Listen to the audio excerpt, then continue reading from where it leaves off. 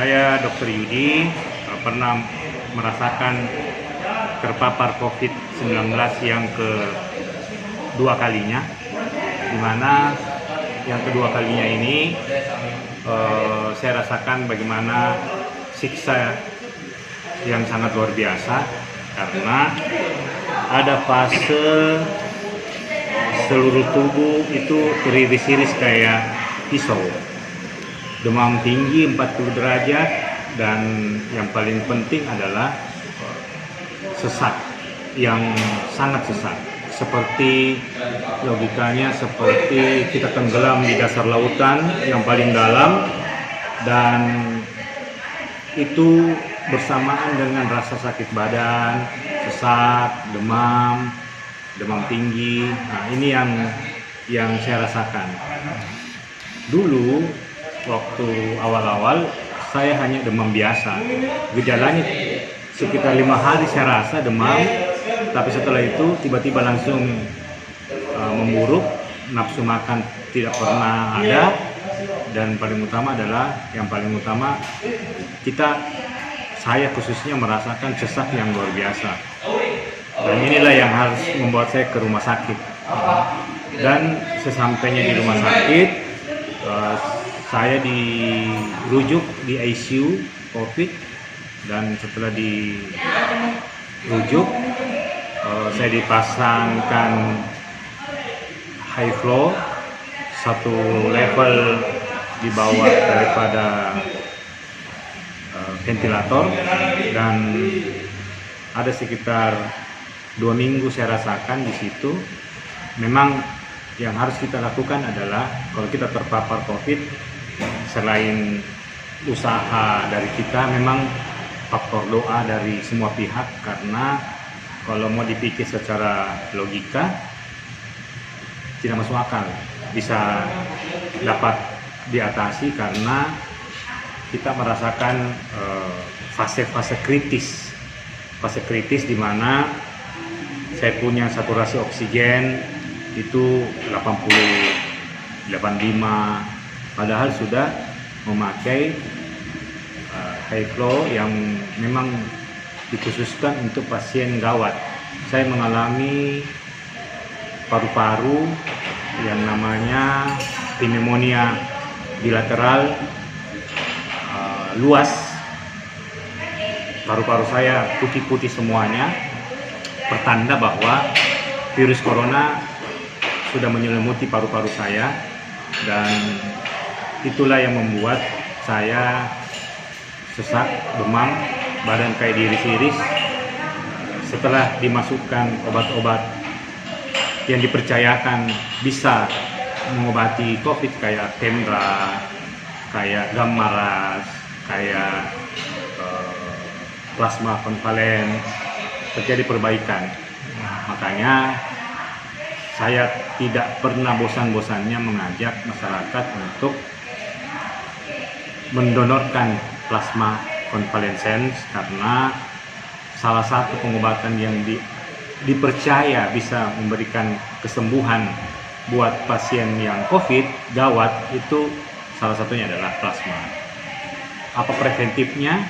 Ya pakai masker, karena dengan pakai masker ini bisa kita terhindar 98,5% daripada COVID-19. Dan saat ini dengan virus yang sudah bermutasi, ada varian Delta, tentunya masker ini harus bukan 1 lapis lagi, tapi 2 lapis. Masker bedah yang saya pakai, terus dilapisi dengan masker kain, gunanya menutupi celah-celah yang ada peluang bisa masuk virus COVID dengan masker bedah. Pertanyaannya adalah, berapa lama kita bisa memakai masker untuk diganti? Ya sekitar 4-5 jam sampai 6 jam maksimal, itu harus kita ganti untuk masker bedah.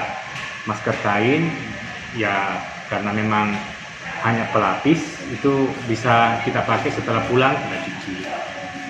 Mungkin itu saya, dan terakhir kepada masyarakat agar yang paling utama saat ini bagaimana menjaga pola hidup sehat, dan terpenting dan paling utama lagi adalah vaksin.